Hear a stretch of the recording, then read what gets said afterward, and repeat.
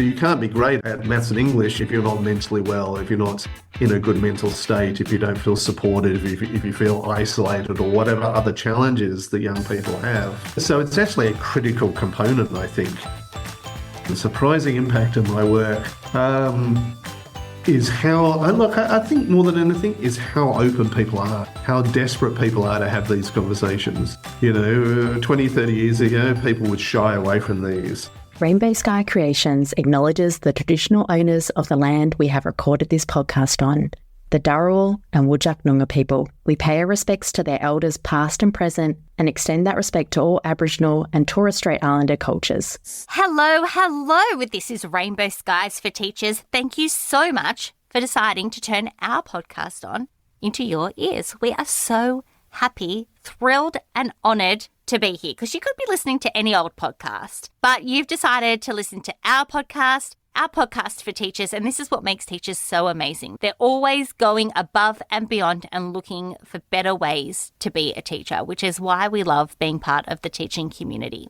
This interview today is a great one because we're talking to Ashley McGrath from Our Futures Institute, and we're talking all about wellbeing, but from the student's perspective. We've done lots of episodes over the last little while about teacher wellbeing, about teacher burnout. We've even got another episode from a teacher who has experienced burnout herself coming up in the near future. But we really wanted to look at the other side of things, about student wellbeing and how we can support the students in our classrooms with their wellbeing. We know how important it is. Our Futures works with nearly 1,500 schools across Australia to deliver evidence-based programs that help with decision-making and help with their wellbeing. So Ashley was the most perfect person to talk to when it came to this topic. I can't wait to hear some of the wonderful ideas and strategies that he has and some of the creative thinking that has come into creating programs that support student wellbeing. It's such an important topic, this one. We know that teachers care, so we know that you will really, really enjoy it. So, introducing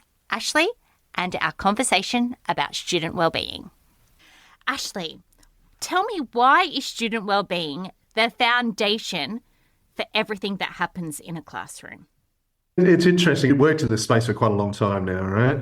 And one thing that becomes very evident is that in most schools, and it's obviously hard to talk, you talk about a whole sector, right? In a majority of schools we deal with, we notice that sort of student wellbeing is nearly a bit of a side hustle, right? The intent's always good. People are always trying to do their best in that space, but it's always something you do if you have time, if you have capacity, resources, things like that. And some schools are amazing at it, right? And others are just the reality of the way they operate. They just don't have the resources or the skills to deliver it effectively. One of the things that we've been looking at quite closely is, and there's plenty of evidence to support this, is actually if you look at well-being, it's actually the foundation for all other measures of success at schools. So for a long time I used to argue, and I think there's still a point, that we should treat well-being and student well-being and mental health as a parallel to sort of maths and English and all of those.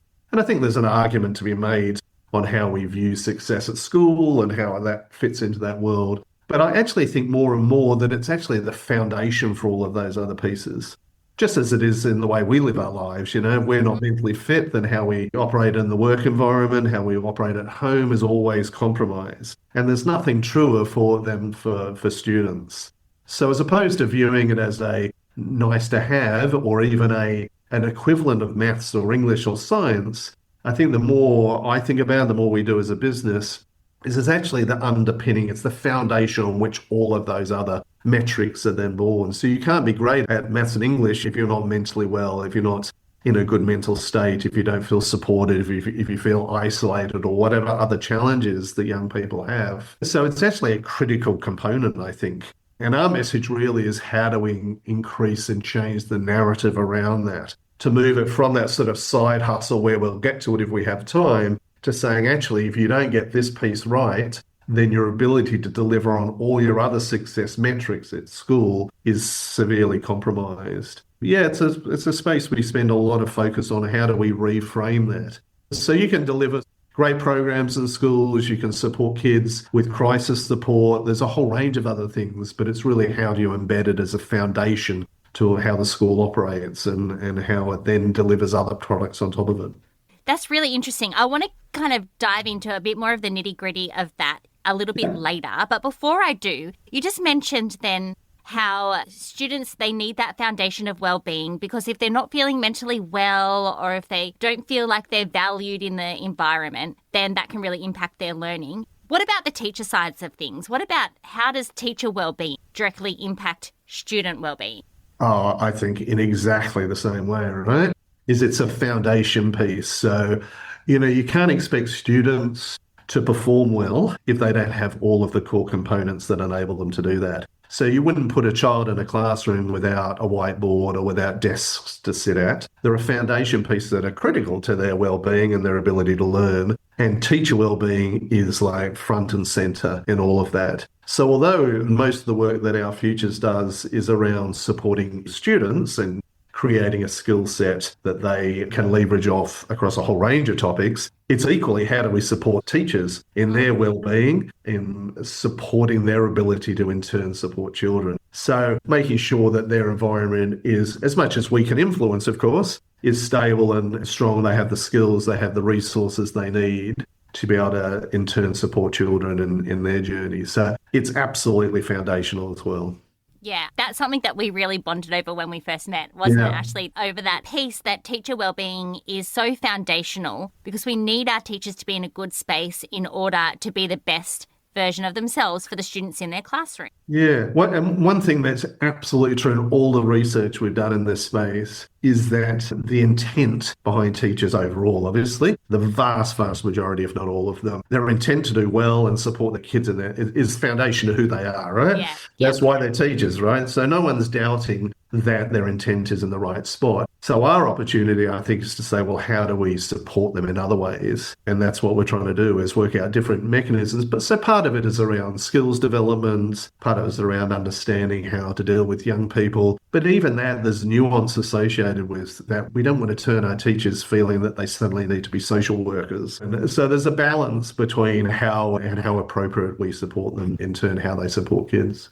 Yeah. I mean, a little 1 or 2 social work subjects at university might have been helpful to teachers. We know that it's important, but again, these things aren't really taught to teachers. No, well, and this is it. So we leverage off their goodwill, we'll leverage off their intent to do good and support young people, right? And the problem is that their intent is so strong that most of the time they do an awesome job, right? They find a way to help students in whatever their needs are. But the reality is, like any job or any profession, there is development and support you need, from a leadership point of view, from external capabilities, whatever it might be. Just having good intent is not enough. And it's not really fair on teachers, I don't think, either, really.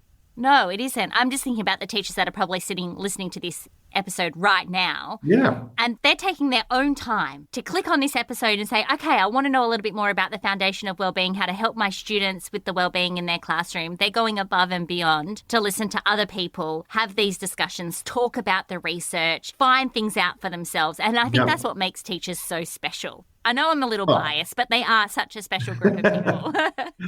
And we love you. If you're listening, we love you, right? I mean, they're just so foundational, not just to students, but to how the community works, all of that stuff. I mean, they're such a central cog into the development of young people. And I think back to that sort of original point, the more we realize that school isn't just about academic results, although clearly that's one core metric. But if you look back and you say, how well is my child at the end of their schooling day? How are they feeling? And what role do teachers play in that? I mean, it's absolutely pivotal, right? Yeah, it is. I have a friend and I know her from schooling life when I went to school myself, but we both became teachers. Yes. And we both went and taught in the Catholic system at schools close by to each other. And then we both got into leadership sort of at the same time. Her kids go to the same schools my kids go to now, and they go to the local public school. And my kids had actually changed schools. So I asked her, how are your kids going at school? What do you feel about the school? I was thinking between that and the local Catholic school. And she said, honestly, I don't feel like what they're doing is as rigorous as what we do in the Catholic school, but they are so happy.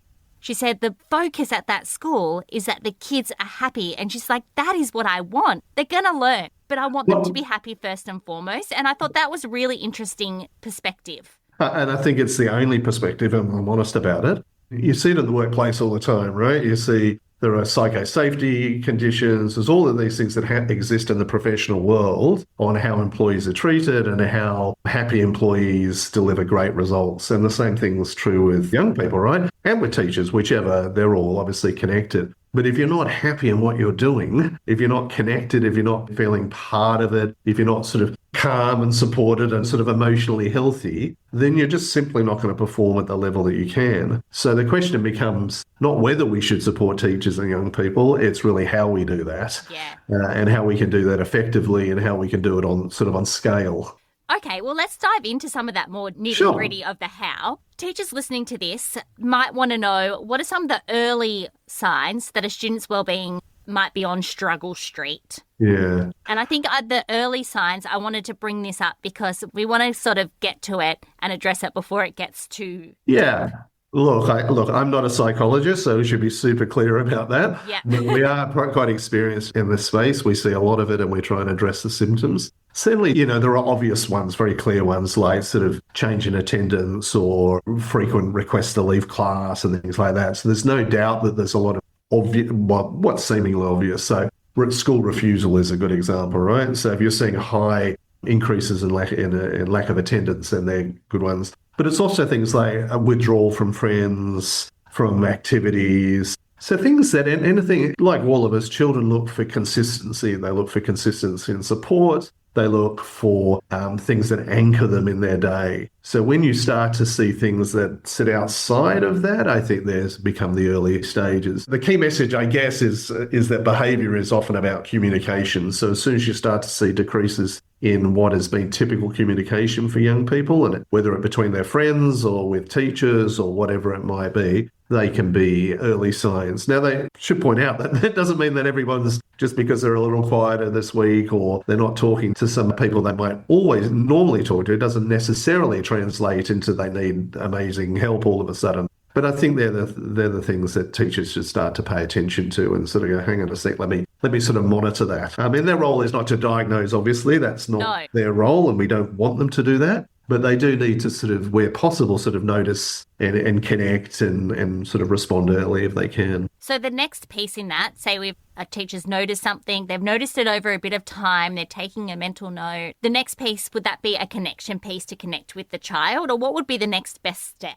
Yeah, I think so. And all of this comes back to how the culture of that environment is to begin with, right? So if that culture of openness and communication exists already, which is obviously what we'd like to encourage, then having those conversations is much easier, right? That those doors and that behaviour is already opened. So that principle of sort of creating a psychologically safe classroom is a foundation anyhow. Whether you see children in need or not, that's a pretty good starting spot. But I think that idea of then saying, well, how do we sort of normalise emotions? How do we normalise stress and coping? And we discuss those openly in class before there's a need to do it. That's actually really important. And then teachers, I think, inherently do this, right? I mean, it's part of who they're part of their DNA and how they operate is they're sensitive. They're empaths very often. They're very emotionally connected. They have high EQs. So a lot of these things, it's not a matter of saying, here's my checklist of things to look out for or things I should create in my classroom. It's things that naturally happen, right? So I think it's around how do I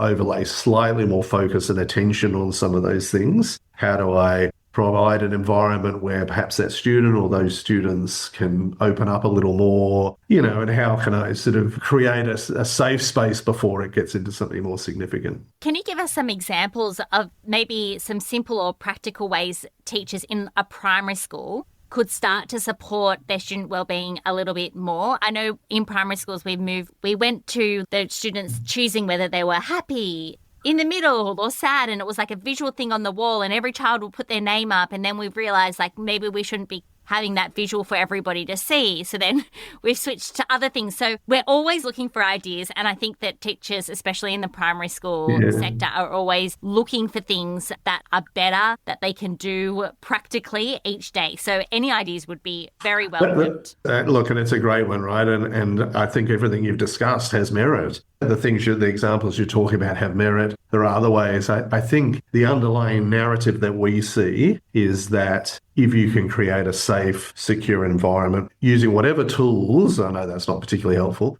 but that underlying principle of, do these children feel safe, secure? Do they feel they have a voice? Do they feel they can communicate in whichever way they want? And I think that is an important part, because children communicate very differently, particularly highly traumatized children, often very quiet and so forth. So they use other mechanisms, play and, painting and artistry and things like that. So there are different mechanics. So I think recognizing that there's a different need, to your point, is a really good one. So there's no one shop fits all type thing. It's how do we provide a safe environment through different means for them to express themselves and feel secure.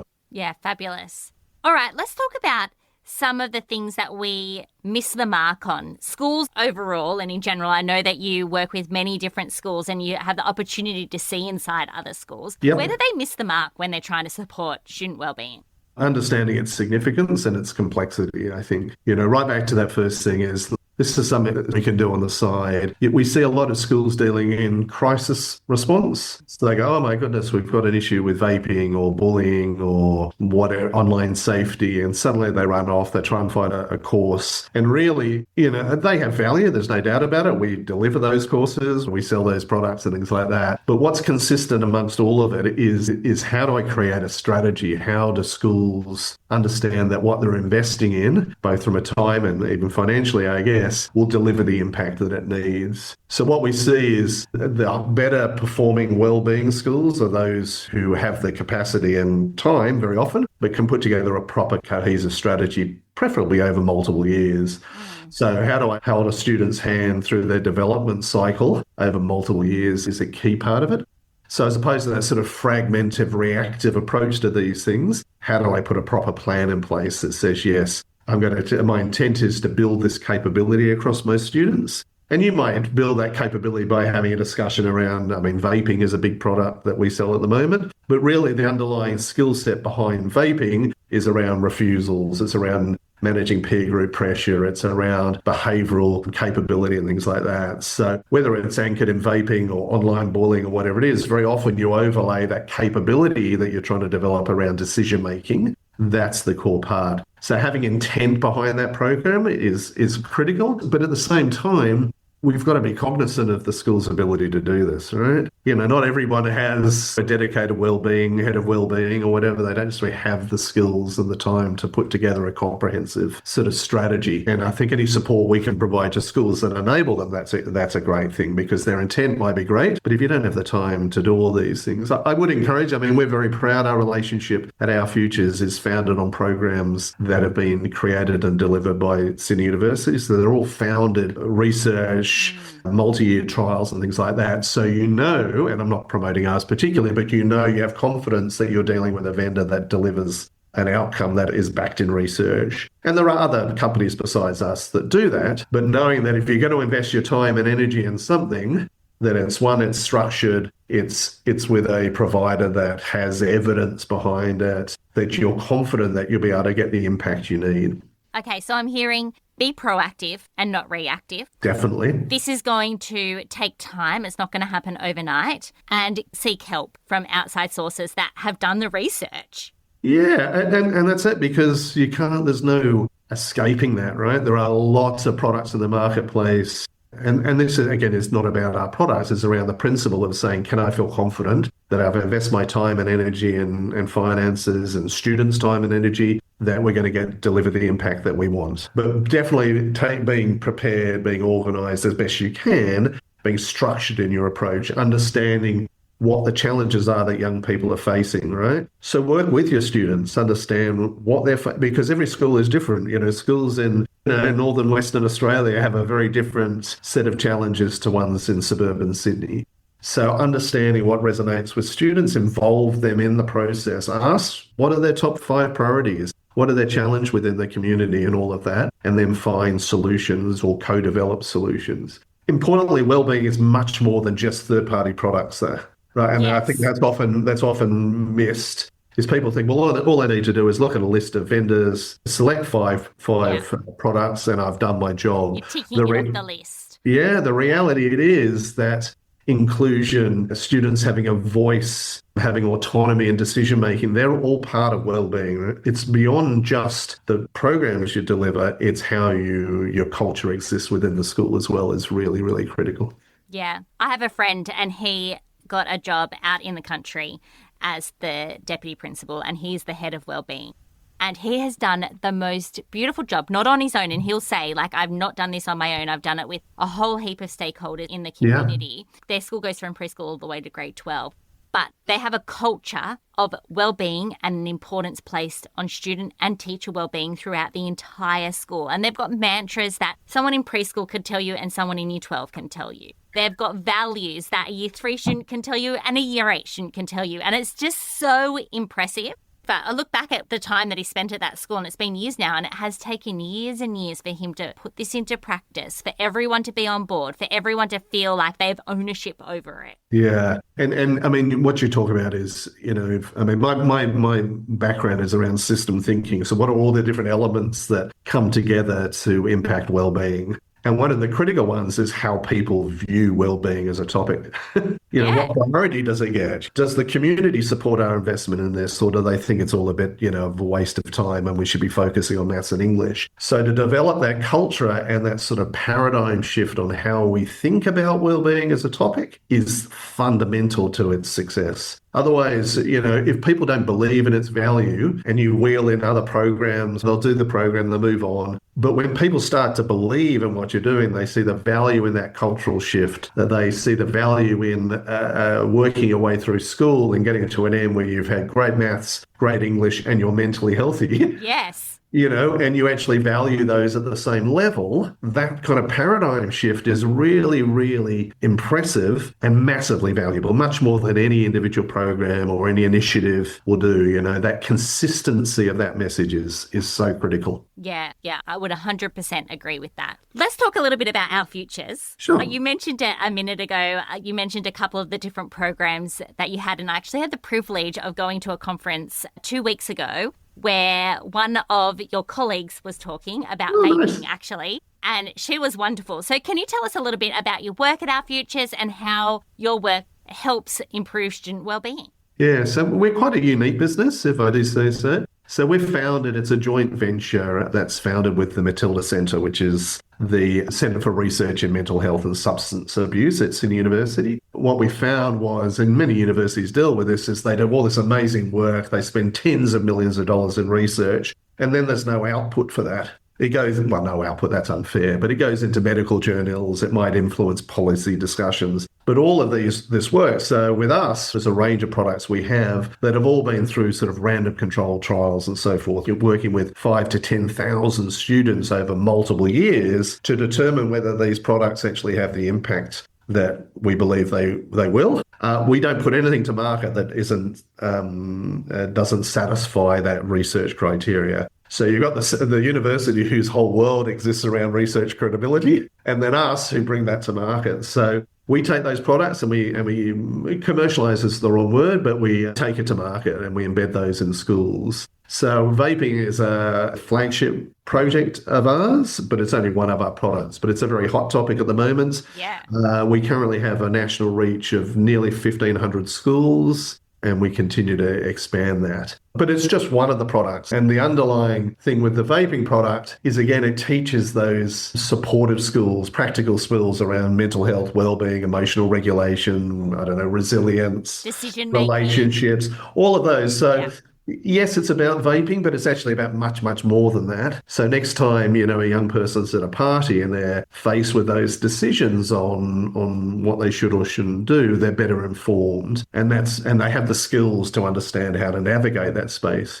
So all of our products have that same behavioural influence. It's all based on that same theory. So we know they work because we've got, as I say, random control trials that prove they work, which is a really comforting thing, I think, for schools. And I think it's a really big differentiator for us. So we can go out and say, yeah, here are programs that we know work. If young people go through it, they're engaging. They're all cartoon-based, which sounds kind of odd, but they're teacher-led, but they're cartoon-based. So there's characters that young people resonate with. There's language that people resonate with, circumstances that do so, and things like that. Yeah, so that's the business we run. And And yeah, it's exciting because you're confident that we know if this gets in the hands of young people, then they're going to make better decisions about these products. Yeah. The other point I loved about learning about the cartoons and the stories that the students go through is that the ones that I saw, they didn't have that authority figure. They had somebody who was like a peer that was that little bit older that kids can look up to. And I think sometimes in primary schools we do this a lot, but even in high schools, we put the adult as the authority figure. Yeah. And we're not necessarily the person that they're going to talk to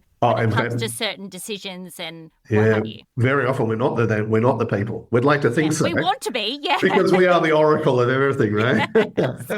This is exactly right, and there's a lot of evidence globally that confirms exactly that the people they're looking for advice are those who are closest to them in their peer group. There's also this belief that their peer group is behaving in a certain way that it's not as well. So one of the things that we teach is, young people who go, oh, everyone's vaping, I should do it. The reality is that everyone's thinking that, and it's not necessarily the case. So this understanding of that dynamic and how to navigate it is really important. But the role of peers is a critical component, definitely. Yeah. Taking that critical component, if we're building our kids up in the early years, over time, over their 7 years with us in primary school, then they get to high school where this peer influence becomes that little bit stronger. They're so much stronger to help each other. Oh, there's no doubt about it. And I think that's the point. People go, well, what happens when vaping's not an issue? The whole point is that vaping, as an example, and there's lots of other products we do, but that issue might not be fundamentally as big as it was 5 years ago or whatever. But the reality is that the skills that they've developed in managing that circumstances have application forever, right? We have an alcohol cannabis program as an example. The behaviour change that you see as a result of going through that program, as per the research, this is not my opinion, shows that people are making different decisions 7 years after that program. Wow. So it's not about just whether I drink or don't drink. It's how I manage that world of pressure and growing up and status and all of those things that young people need to overlay that as adults, of course, we've resolved many years ago. Yeah. Or sometimes not. Or sometimes not, I think, to the point. Tell me, Ashley, what gives you hope right now when it comes to student wellbeing in schools? We've talked about a lot of the other side, but I want to know the positive part. I think the fact that we have far greater awareness of this than we did sort of 5 or 10 years ago, people are recognising that wellbeing and learning are deeply connected. So although I don't think that that's the natural state, I think there's an acceptance that there's a connection between young people's wellbeing and their ability to thrive in school. I think that's a really positive thing. Our job is to continue to reinforce that, to continue to push the criticality of prevention and wellbeing in schools. Also, we're constantly impressed with a number of educators that we see every day who care deeply about young people. And they go beyond and above to support those young people despite enormous pressures. Things are constantly overlaid on teachers, and somehow they continue to elevate the importance of these issues with young people. So they're an amazing, incredible, under-recognised asset and just so critical to all of it. So we talk about curriculums and schools and facilities, but, teachers really are that centrepiece. What else gives me hope is that young people talk about this stuff. They're aware of it much more than, certainly when I was young. I won't speak to your age, but certainly when I was young, we'd never discuss these things. We'd never discuss it, particularly being a boy as well, a young boy, you'd never discuss things like mental health or emotions. And I'm quite an open book, but you wouldn't discuss those. You probably wouldn't even discuss it with your parents. So, the fact that young people are talking about these things is actually really, really important. And again, I guess what else gives us hope that there are places like the universities that are investing, there are other institutions that are investing in research and understanding these topics really, really critically. So lots of positive things to feel good about. With that said, mental health in young people is bigger than it's ever been. I think one challenge that we don't talk about enough is the need to invest more heavily in preventative work across the sector. And I'm sure people I'm not sure, but I'm sure some people realise you get about 95% of support within the not-for-profit sector goes towards crisis support of some description, and only 5% is invested in preventative programs. So the schools are this perfect conduit to prevent mental health challenges to improve the well-being of others before they become a significant issue. There's an opportunity for us to try and change that understanding and push more money, more resources, more commitment into the preventative world as well as supporting young people once we recognise they need it. I think there's also there's a moral obligation for us to prevent these issues before they start. And it's great, and crisis support is incredibly important. We need to support people once they show signs of distress and they need our help, but we also have a moral obligation to make sure they don't get to that point as well. Yeah, well, we know about it now too. Yeah. Like, this conversation is everywhere. Yeah. So we're well aware that we need to start implementing these things in our homes as parents, in our classrooms as teachers. Even like, I was talking to a parent yesterday, a parent friend, even as like the soccer coach or the netball coach. Yeah, they because need to be doing it too. Yeah, because because it's all part of the community, right? It's all around that human connection, the value of that connection, the importance of it. And teachers between the hours of 8 and 3 or whatever it is, for better or worse, they play that role, that pivotal role in being the connector, being that critical relationship for young people. But to your point, once they leave and they go to soccer practice, then there's a role of the soccer coach or even parents. Who would have thought?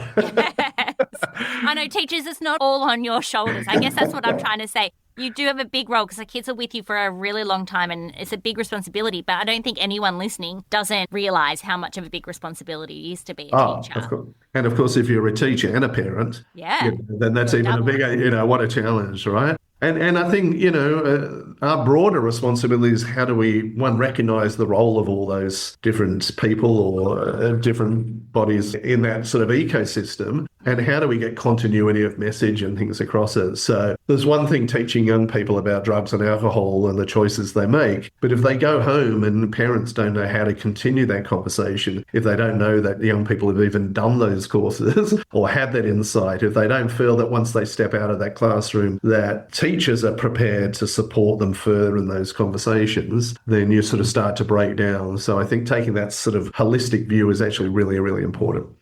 And that kind of brings us all the way back to the beginning about wellbeing being the foundation. It's the foundation of everything, right? Yeah. So, when we've all got a role to play in it, I think it's super exciting that we have the opportunity to do that and make a real impact. Thanks to everyone who's involved in that ecosystem. It's really critical. Absolutely. Okay, we're about to wrap up, Ash, but before we do this thing on our podcast where we ask you a question that a previous guest has left. Yes. It's just a random question, so this is your question. Okay, I'm ready for it. What is the most surprising impact of your work? That's such a good question. The surprising impact of my work is how, I think more than anything, is how open people are, how desperate people are to have these conversations. 20, 30 years ago, people would shy away from these. And now, to your point that you mentioned earlier, these are openly, to the point that people go, I can't have another discussion about mental health, So there's that sensible balance, but there's this real willingness that I'm seeing on the work. Every time we push a little further, people are engaged with it. They're trying to find better solutions. They're trying to dive more. They really value the young people, obviously, that we try and support, but that there are mechanisms on which to help them. So it feels nice to be able to contribute to that in some way. Oh, that's wonderful. What a great answer. I don't know, is it? Finally, tell me, you have left a question, so that one's going to go into the archives for another podcast guest. Yes. Tell our listeners where they can connect with you. If they want to know more about Our Futures, if they want to connect with you particularly, where can they find you?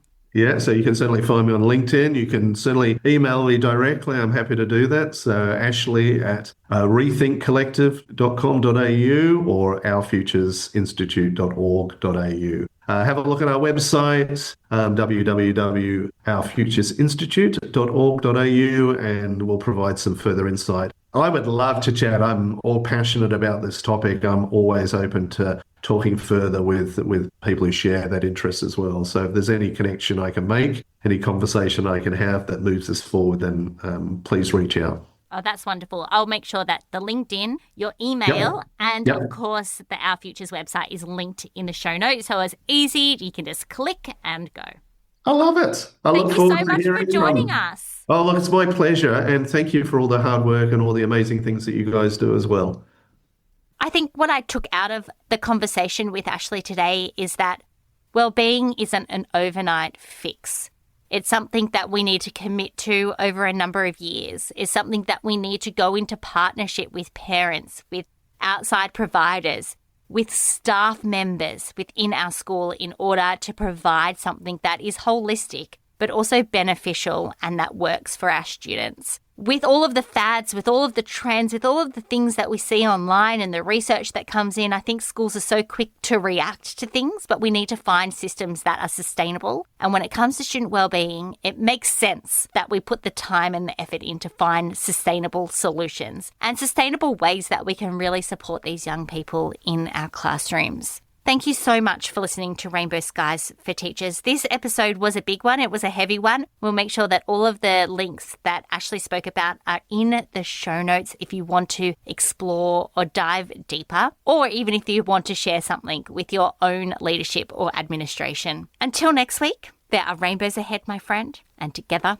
we're unstoppable. Thanks for choosing to listen to Rainbow Skies for Teachers, the go-to show dedicated to teachers who want to make a big difference in education. If you enjoyed the episode, please leave us a 5-star review or share the episode with a friend, because together we're Unstoppable.